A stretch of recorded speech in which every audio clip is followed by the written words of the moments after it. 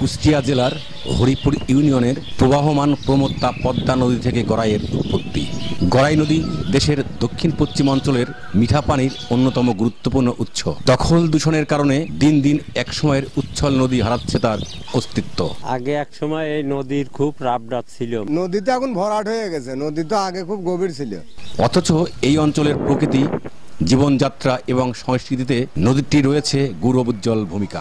নদীটা আগেও খুবই সুন্দর ছিল, এখন ময়লা ফেলে নদী ভরাট হয়ে গেছে। আগে যে নদীর সৌন্দর্য ছিল সেই সৌন্দর্যটা নাই। ঘর বাড়ি হওয়াতে অবৈধ বালু ব্যবহার করার কারণে নদীটা নষ্ট হয়ে যাচ্ছে। নদীর তীরবর্তী এলাকায় গড়ে উঠেছে অর্ধশত ডাইং কারখানা। এসব কারখানার অপরিশোধিত রাসায়নিক মিশ্রিত বর্জ্য সরাসরি ফেলা হচ্ছে গড়াই নদীতে। দখল দূষণে বিপর্যস্ত নদীর প্রাণ ফেরানো এখন সময়ের দাবি। পৌরসভার থেকে ময়লা মাটি ফেলায়া গাঙের উর্বরতা শক্তি নষ্ট করে দিচ্ছে। কথা বলতে গেলে যে আমরা স্বাধীনভাবে নিঃশ্বাস নিতে পারি না, মুক্ত বাতাসে যে আমরা নিঃশ্বাস নিব সেটা আমরা নিতে পারি না। কিন্তু পরিবেশ দূষণ হবে কেন? সবকিছুই দূষণ হচ্ছে। অনেকেই ঘর বাড়ি করতেছে, ওই যে যেমন ওই যে পাড়ি হয়ে আসার পায় নাই, বাঁধ দেখেন অবস্থা। বিশেষজ্ঞরা বলছেন, গড়াই নদী দূষণের ফলে একদিকে যেমন মানুষের স্বাস্থ্য ঝুঁকি বাড়ছে, অন্যদিকে প্রাকৃতিক ভারসাম্য ও জীববৈচিত্র্য পড়ছে হুমকির মুখে। নদীকে বাঁচাতে হবে, কিন্তু নদী এখন আসলে ভালো নেই। দখল দূষণে নদী ধ্বংস হয়ে গেছে। নদীর নাব্যতা ফেরাতে বেশ কিছু প্রকল্প হাতে নেওয়া হয়েছে বলে জানান পানি উন্নয়ন বোর্ড।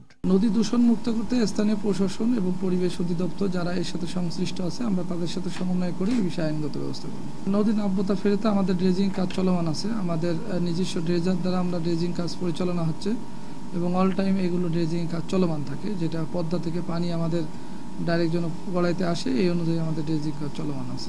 নদী পুনঃখনন, সৌন্দর্য বর্ধন এবং দখল ও দূষণ মুক্ত করতে নানা প্রকল্প বাস্তবায়নের দাবি সংশ্লিষ্টদের। নদী যতই বহমান হোক না কেন, এটা তো বিষাক্ত হয়। এখানে গোসলের ঘাট, এলাকাবাসী সবার জন্য সমস্যা, পরিবেশের জন্য সমস্যা, বাচ্চা কাচ্চার জন্য সমস্যা, বৃদ্ধদের জন্য সমস্যা এবং আমরা যারা আছি আমাদের জন্য সমস্যা। বাজারের বজ্র, মুরগির বজ্র যেটা হয়, সেটা 10-12টা দোকান সে বজ্র পড়ে এবং পুরো পৌরসভার ময়লা আমাদের এলাকায়, বসবাসরত এলাকায়, যেটা একদম আমার বাড়ির 50 মিটার কি 100 মিটার সামনে নদীর পাড়ে এই ময়লাটা ফেলানো হয়। এখন তো নদীর সেই নদী নেই। নদীর জল নিয়ে স্নান করতে আসলে আমরা ভয় পাই, গা দিয়ে রেশ বেড়ে যায়, গা চুলকো, এমনকি আমাদের বাচ্চাদেরও অবস্থা খারাপ হয়ে যায়। দুর্গন্ধে তো আমরা টিকতেই পারি না। এক কথায় আমাদের নিঃশ্বাস বন্ধ হয়ে যায়। সন্ধ্যার পরে যে মুরগির আবর্জনাগুলো ফেলে যায় ফোরপাক না, এগুলোর জন্য আমরা টানা 2 ঘন্টা আমাদের খুবই কষ্ট হয়। আমাদের এত কষ্ট হয় যে ছেলেপেলেও আমাদের ওই সময় পড়ালেখাও করতে পারে না। ওই সময় আমাদের বাড়িটা টিকাই কষ্ট। এমনকি আমাদের এখানে চৈত বৈশাখ মাসে কলে জল থাকে না। আমরা নদীতে স্নান করতাম, আমরা স্নানটাও করতে পারি না। নদীর জল নিয়ে যে রান্না করতাম সেটাও আমরা করতে পারি না। আমাদের অবস্থাটা ভয়াবহ হয়ে গেছে।